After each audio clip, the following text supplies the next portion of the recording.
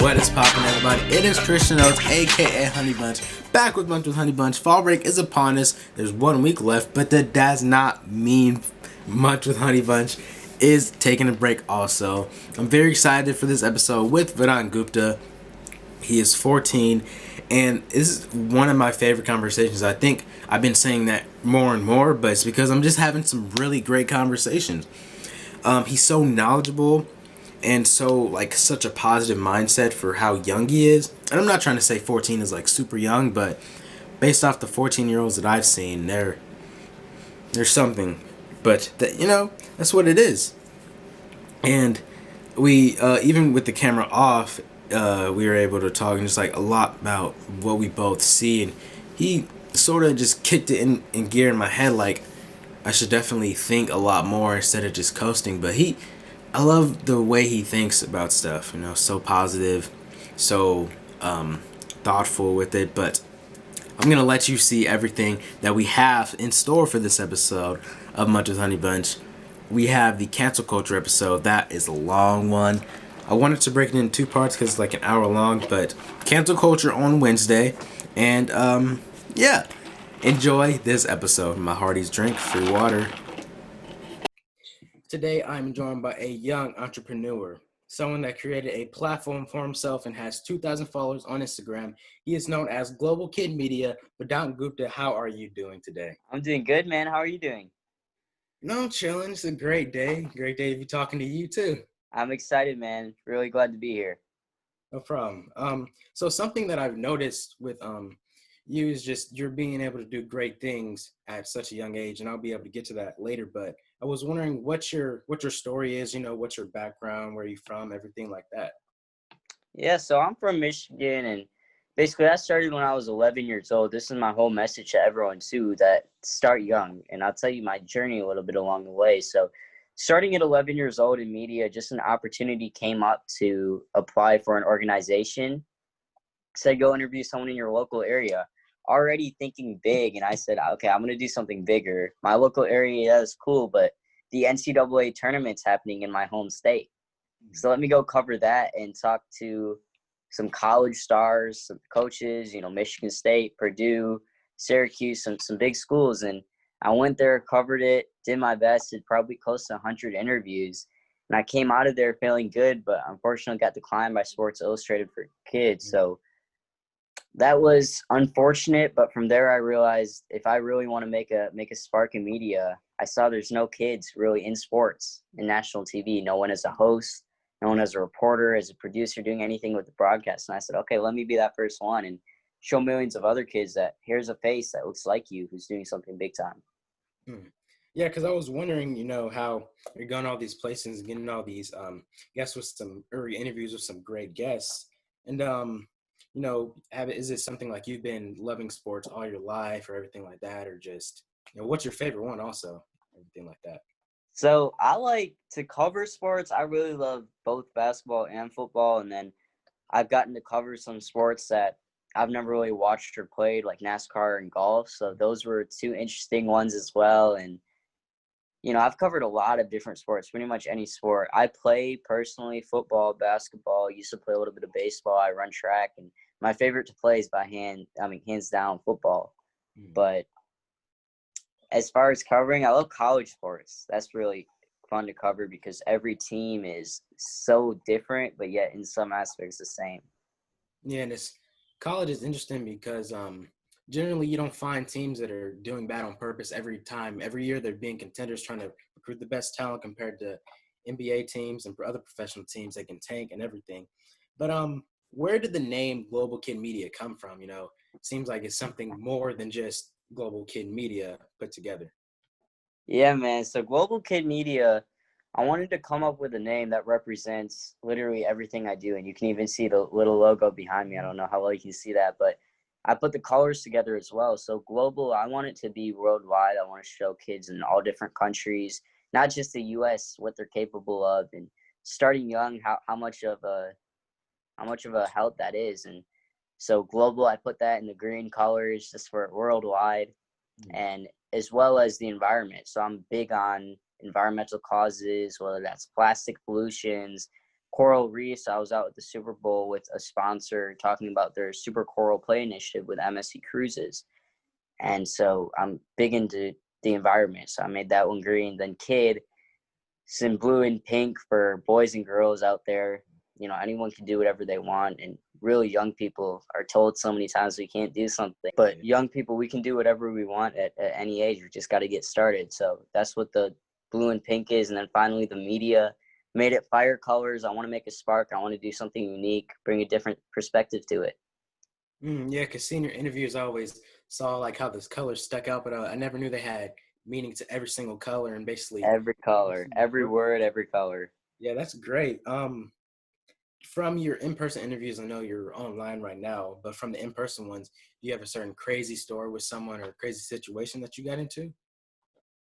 I'll say I get in a lot of issues with security. So being a kid, they're not used to seeing me at different events. And I've had times where people have tried to take my phone when I'm a credentialed media, and other times where I can't get credentials being a kid, where I have to do things on my own, which is a lot of times the case. So I'm in hotel lobbies, I'm standing outside stadiums, and security's on my head. So there's a lot of different examples where I'm doing an interview and I can see someone right behind my dad on the camera trying to, about to kick us out of something. So that can be a little bit intimidating, but that's a wild story.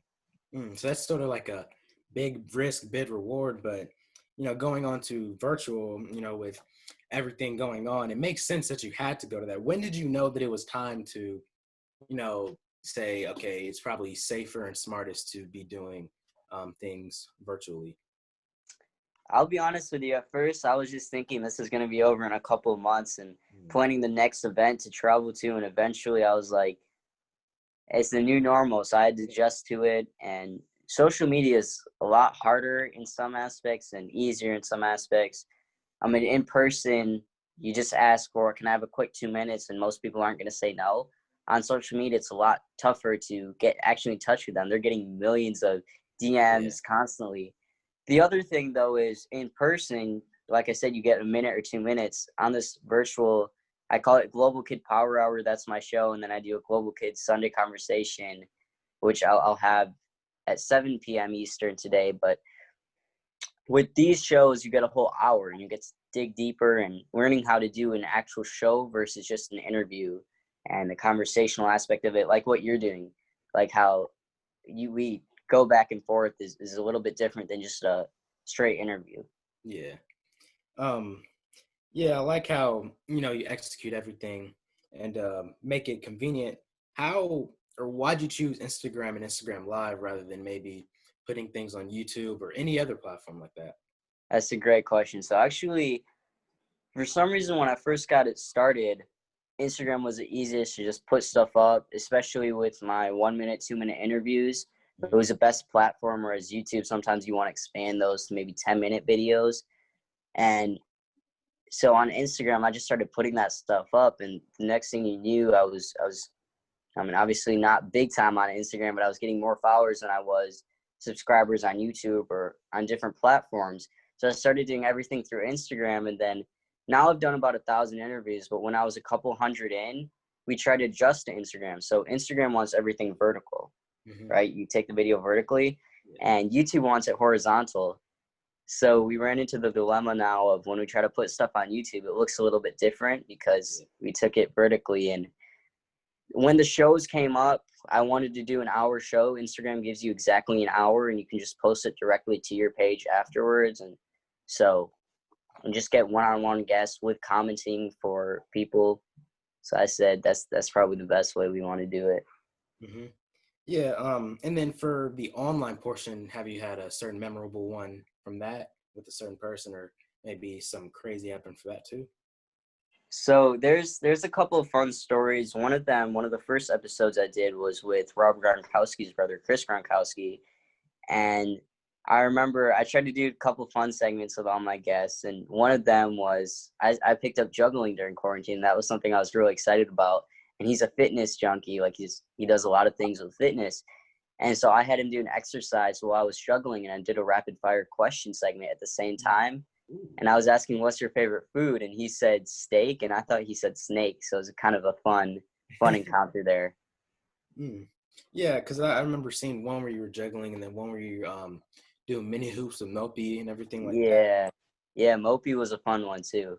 Yeah. From what I see, basically every time I go on Instagram, you're almost always live. You do 1 to 2 interviews a day, basically. How do you manage school? So my daily schedule, I do a 2 p.m. Eastern show on the weekdays and a 4 p.m. Eastern show on the weekends. And unfortunately today, my 4 p.m. Eastern, there was a little bit of confusion. So I was pushed back to the 7 p.m. Eastern. But during the summer break, I don't really have much going on with school. So I decided I'll go ahead and start this show. But normally it's a hard balance because when I'm going to events, I'm traveling the country. I'll be in Baltimore, and then the next week I'll be, wherever. I'll give you an example. I think I was in Massachusetts, the next week in New York, the next week in Miami, and the next week in North Carolina, 4 weeks straight, and maybe 5 day gaps between each one. So in that time, I kind of had to get used to studying in the car and studying on the go. And so that's something that I've kind of a little bit gotten used to, but it's still tough to adjust to. It's great to see that you're able to keep up with it and everything. And you just turned 14 in August, right? Yeah, I just turned 14 a couple weeks ago. Yeah, happy birthday, fellow August guy. Thank you. What about you? Just turned 17 on the 15th. Wow, so you're a young person too. Yeah, So you I, said the 15th. Yeah, I'm right around there too. hmm. And since you just turned 14, I remember when I was around that age. It's not too big of a gap, but feels like it. The thing for us around then was trying to be a popular YouTuber back then with gaming and everything like that. Is that sort of the thing for kids your age now, or is it what you're doing? I'll be honest, for me, it was never about what other kids are doing. I'm trying to change the narrative. I Mm. was taught that if you want to see something, if you want to change the world, if you want to change the trends, you got to be the trend. And so I want to see other kids doing things young, like you're doing. I mean, you're 17 years old. When did you start the Honeybunch show? Um, Basically a month or two ago. Started recording a month ago. Okay. So when you start young, think about where you're going to be by the time you're done with college, if that's what you want to pursue. But either way, you just got started on a passion of yours. And so that was my whole message.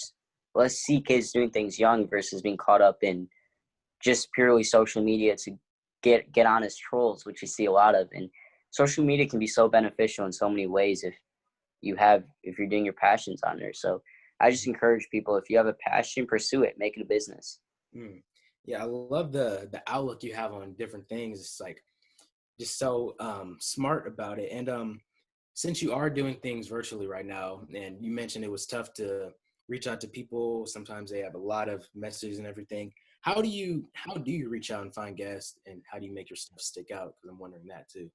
I send so many DMs every day, and you get lucky for a couple people to reply. And that's really all there is. There's nothing to it except just hit everyone a DM, everyone you can think of a DM. If you hit 1,000 people, what I've seen is out of 1,000 people, normally one or two are going to respond, which seems really crazy, but that's what it is. So just DMing as many people as you can has been one thing. And that's just, if they respond, then there you go. You got your guest. Yeah, because I've done a lot of hunting for business emails, seeing if like Twitter messages are open for non followers, Yeah. things like that.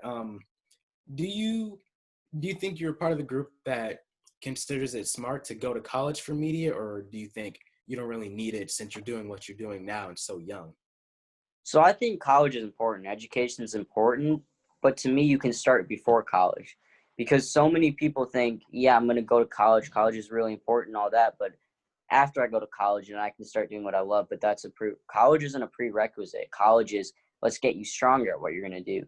But if Mm. you want to start beforehand and get really good at your craft, and then go to college, get your degree, whatever that is, that's what I would say. Because to me, so many people are, in my opinion, wrongly thinking that you have to go to college first to be able to do anything with your life, which isn't true. Yeah, and especially now, it's like people are able to go into trades or go straight into the workforce without having to shell out the extra money or waste their time. But for you, what do you consider to be your end goal, like experience that you'll be like, I've made it? Honestly, I was talking to the guest the other day too about this. I have checkpoints along the way. I have mini goals, but I don't think there's ever an end goal because, especially when you're young, especially when you're just starting, you get to one goal and then you want to modify to get to the next goal. So to me, it's just checkpoints along the way. Be that first kid on national TV as a sports host, sideline reporter, producer, whatever. First check mark. Second check mark, the Olympics. Third check mark, kind of stepping aside from media and making global media into a bigger network and a platform for other kids. And then from there, I mean, who knows where we'll be at, but I just have checkpoints along the way, really no end goal. And who would you consider your dream? I guess give 3 people that you want to have a conversation with. 3 people. So one of them would be Bill Gates. That's one I've been mentioning a lot, just because he's a businessman, he's a philanthropist, he's just a really smart guy to be able to learn from. And obviously with his background creating an app and being or creating Microsoft and being as bright as he is. So that would definitely be one person. Really, one of the only big people I haven't talked to in basketball is Michael Jordan. I think that would be cool because he's a businessman too. And so many times when I'm talking to athletes, the conversation comes up about athletes are limited by society to just playing the game, not being able to do things other than that. And to see him grow his business side of things is really big. One more person, I would say an inspiring young person in the environment. For example, I don't know if you know who Greta Thunberg is, but she's a young person who is really passionate about the environment, about, the things that are happening. And she started doing it young and she's built a real name for herself. So those would be probably 3 people I could think of. There's a lot of them out there to hear their story, but off the top of my mind. And you mentioned Michael Jordan. Are you an MJ or LeBron guy? I'll be honest with you, bro. Until the end of your career, I don't want to say either of them are better because obviously LeBron's not done with his career yet. And then Michael Jordan, it was a different time. You look at the era of today's NBA versus back then. Now you got the super teams and the duos and trios. LeBron, obviously, with the Cavs, and he was kind of just the one guy who carried. But now when he's with the Lakers and even when he was with the Heat, he's got other superstar teammates. So it's interesting to see the different time periods for sure. I feel like I'm one of those rare people who says you can't really compare them because of that. Yeah, it's really tough now because we had the Last Dance, which was solidifying Jordan's legacy, and now people are even calling LeBron trash and not really respecting and loving the game basketball for what it is and everything. But I like your answer. That's a good outlook on it. And that will do it for this episode of Munch with Honeybunch. I wish you very good luck on your goals. You're very successful. It's great to see you starting and doing what you're doing. Great things so young. And I'll definitely be popping into your Instagram lives and keeping up with you for the future for sure. All right, bro. Well, you keep doing it too. You do a great job. So can't wait to see where you end up. And to all the people watching this right now, chase your dreams. Don't let anything stop you, no matter your age, no matter whatever effects are thrown your way, but just overcome those. And on that, have a day, everyone.